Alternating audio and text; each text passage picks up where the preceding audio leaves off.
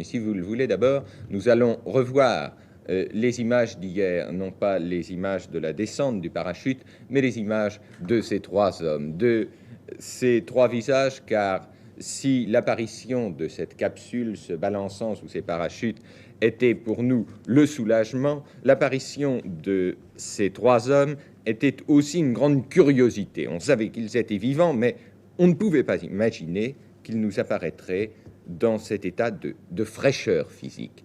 Au fond, tout au plus, ils ont perdu dans l'espace, d'après les médecins, de 5 à 10 kilos. Probablement, ils se sont beaucoup déshydratés. Et vous le voyez, ils ne donnent pas du tout l'impression d'être abattus, d'être diminués physiquement. Souvent, lorsqu'il y a des rescapés d'une catastrophe, on voit les sauveteurs qui vous amènent des hommes sur des brancards qu'il faut soutenir.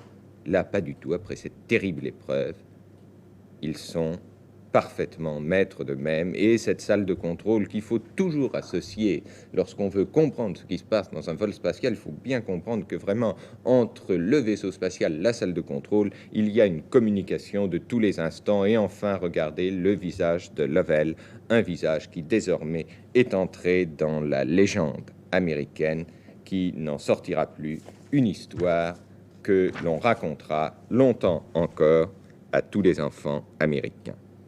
Apollo 13 vient de se terminer, on parle déjà d'Apollo 14. Oui, et à ce propos, on parle certainement très imprudemment d'une interruption du programme Apollo.